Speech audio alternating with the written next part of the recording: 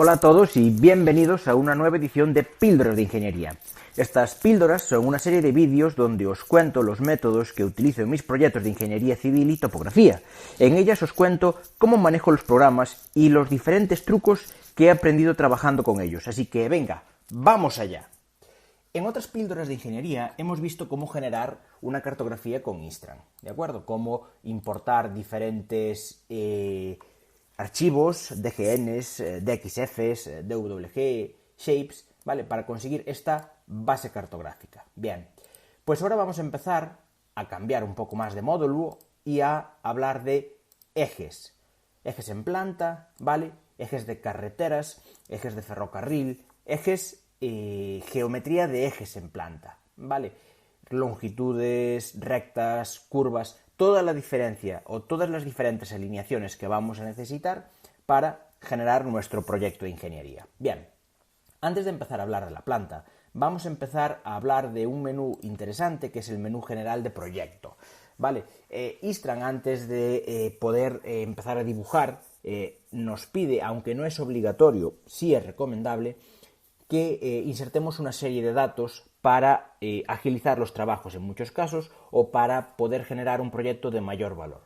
¿Cómo agilizamos o cómo introducimos estos valores para agilizar los trabajos? Primero, tenemos unos valores de identificación, ¿vale? De diferenciación, como puede ser el nombre del eje. Istran, por defecto, define cada uno de los ejes como eje y el número, y después te deja un espacio para ponerle el nombre. Por ejemplo, en este caso aquí vamos a hacer el tronco de la carretera o tronco proyecto, ¿de acuerdo?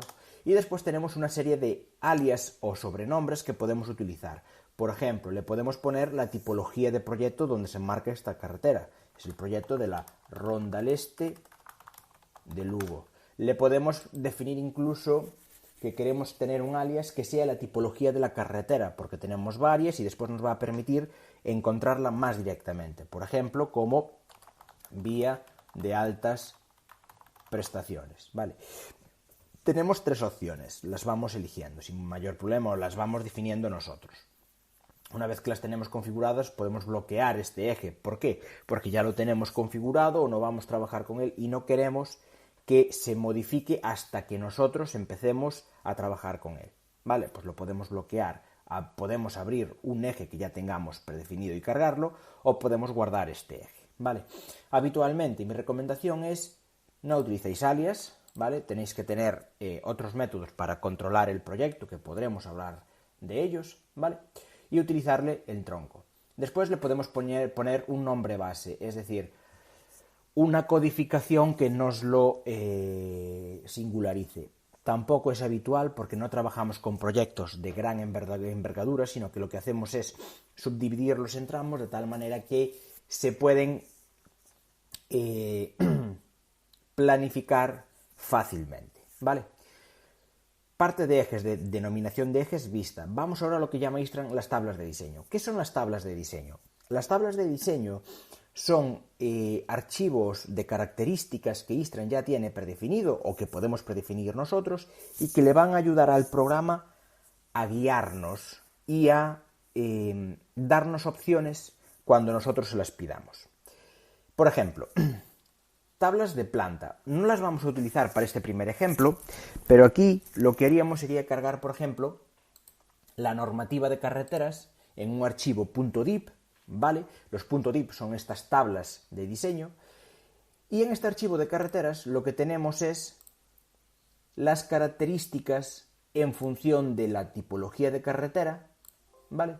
Y con esta tipología automáticamente el programa ya me introduce aquí una serie de valores, como por ejemplo, si estoy trabajando en un grupo 3 de carreteras que van de 40 a 90, la velocidad máxima del proyecto será de 90 km hora. Yo nunca podré configurar un proyecto de 120, ¿vale? ¿Qué pasa si lo configuro? Me salta aquí un aviso en rojo de que me estoy pasando de uno de los parámetros de esta tabla. De la misma manera, si yo realizo uno que baje de 40 porque es el límite inferior, me lo vuelvo a avisar, ¿vale? Si le pongo 50, está validado. ¿Eso significa que no podemos introducir aquí ese valor y que el programa no nos va a dar recomendaciones? Sí, nos va a dar recomendaciones de los radios, las longitudes que deberemos cumplir, pero nos avisa que estamos incumpliendo la norma. El programa automáticamente, por reglas de 3, lo puede calcular, o lo calcula, mejor dicho, en función de la fórmula que está asimilada para ese tipo de carreteras. Pero si estamos cambiando la velocidad, entraríamos en otra tipología y se debería cambiar la forma.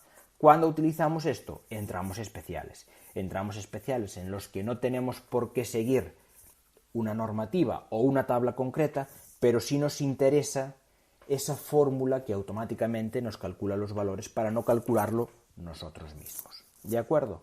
Bien. Tipología de la carretera para esta tabla en concreto, ¿vale? Esta tabla está definida como la norma 3.1, es decir, la norma de carreteras de España, pero hay otras.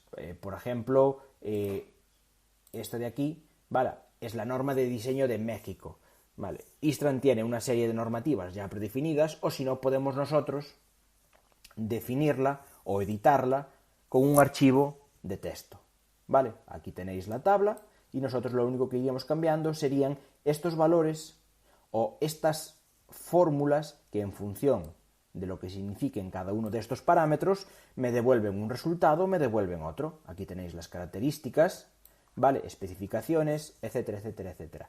Estos son normativas, ¿vale? No voy a dejar ninguna, ¿vale? No me interesa aquí ahora mismo trabajar con ellas. ¿Qué me ofrecen estas tablas? Pues me ofrecen valores desde velocidades, número de carriles, una tramificación, es decir, yo puedo decir que del pk 0 al 1000 voy a una velocidad, del 1000 al 2000 voy a otra velocidad, ¿vale? De la misma manera me lo ofrecen los diseños en alzado. En este caso, ¿para qué? Para la rasante, ¿de acuerdo? Esta tabla de diseño se centraría en la planta y esta otra tabla de diseño se centraría, por ejemplo, en el alzado, ¿vale? ¿Qué me está diciendo aquí ahora mayores? Que tengo tablas de diseño especiales para los cruces, las secciones, el peralte y el cálculo de sobreanchos. Habitualmente, yo en mis proyectos solo introduzco estas dos. ¿Por qué? Porque estas, como veremos más adelante en otras píldoras, se configurarán en la sección transversal, ¿de acuerdo? Bien, tenemos definidas dos tablas de diseño. Como hemos dicho antes, no las vamos a utilizar ahora. Para cambiar o eliminar una tabla de diseño, lo que hago es no seleccionar ninguna cuando me la pide, ¿vale?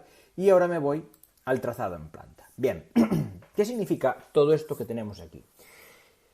Básicamente, el trazado en planta se define como la unión de diferentes tipos de alineaciones que generan un eje en su conjunto. Esas alineaciones son principalmente alineaciones rectas y alineaciones curvas. Eso significa que no tenemos otro tipo de alineaciones que nos permiten, sí que las tenemos, ¿de acuerdo? Pero, independientemente de eso, ¿vale? La totalidad de alineaciones que podemos ver aquí en los tipos, todas estas se centran principalmente en alineaciones rectas y alineaciones curvas. Una alineación recta, ¿vale? Sería una alineación fija por 2 puntos, por ejemplo, ¿vale? Tenemos 2 puntos aquí, sería una tipo 0 y la ponemos, vamos a poner aquí, punto 1, punto 2. Le damos a calcular y ¿qué tenemos ahora mismo aquí? Me está calculando en el eje y aquí tenemos ya una tramificación de PECAS, 0 más 628. ¿Y esto qué es? Una recta de 628 metros de longitud, ¿de acuerdo? Si ahora pasamos el cursor y clicamos por encima, veis cómo me va acotando todas esas longitudes, ¿vale?, que me definen la recta. Si ahora quiero introducir una curva, yo lo que hago es añadir una que sea, por ejemplo, fija por 2 puntos más un radio. Estas son bastante más complicadas. Vamos a añadir las flotantes y giratorias y retrogiratorias. Por ejemplo, son tipo 8, ¿vale? Una curva que acabe en un punto, ahí lo tenéis, le defino el punto de salida y aquí le introduzco un radio, 150 por ejemplo, ¿vale? Si ahora le doy a actual, veis que me da un error. ¿Por qué? Porque el radio es positivo. Un radio positivo implica que tiene un giro hacia la derecha y yo lo que quiero es un giro hacia la izquierda. No podemos olvidar que el pk de inicio está en el punto 1 y el pk final está en el punto 2.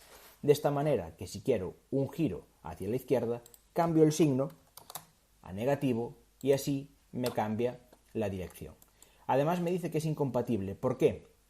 Porque tengo que ver el punto donde se puede generar dicha alineación.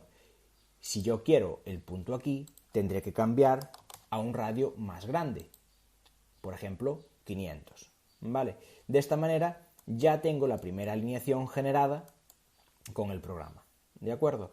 ¿Qué vamos a ver ahora? Cómo introducimos otras alineaciones. ¿Vale? La recomendación es que no sigamos introduciendo giratorias o retrogiratorias, sino que la forma más sencilla es introducir siempre una recta, otra recta, le damos a actual y veis que me da un error de tipo punto anguloso. Entonces, ¿qué hacemos aquí? Insertamos desde la recta final otra alineación tipo 8, que es una curva, y le ponemos un valor de radio, por ejemplo, 250. Vale, así ya tenemos la configuración adecuada. Bien, punto importante o muy interesante. El programa me permite realizar pinzamientos de estos ejes. ¿Qué son los pinzamientos? Los pinzamientos básicamente son que yo vengo para aquí y clicando en uno de los vértices la muevo de forma dinámica. ¿Eso qué significa? Que automáticamente yo ya veo cómo me va a variar la alineación, dónde queda el radio y demás. ¿Qué pasa si ahora, por ejemplo, aquí yo giro para el lado contrario? Vais a ver que aquí ya me ha cambiado automáticamente el radio.